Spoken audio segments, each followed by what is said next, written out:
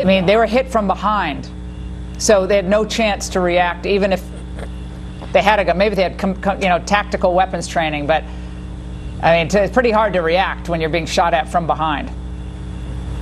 Well, one of the points here, there was a individual that my son knew personally. Normally he carries, but small town like this, people show up to church, they disarm, leave their guns in the car, because you don't expect something like this to happen.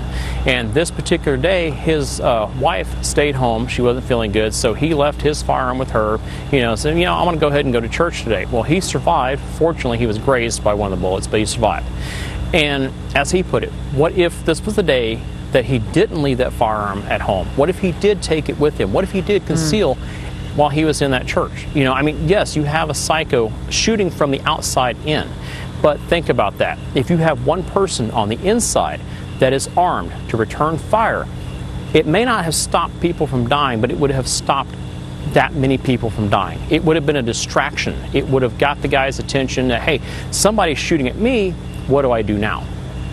Well, Mike, what the left, the American left is saying, many in the left are saying, is that Republicans have blood on their hands because they're bought and paid for by the NRA. That's what they're saying tonight. Really? Well, that's amazing, because the NRA has lots of great programs for children. They teach, firearm training. The NRA, Republicans, no one's responsible for this, and the left keeps putting blame.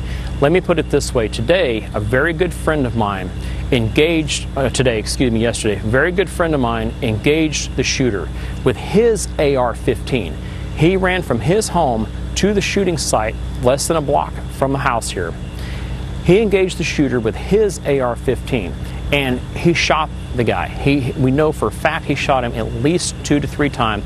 It stopped the guy. It stopped him. From that point, the shooter then ran, got in his vehicle.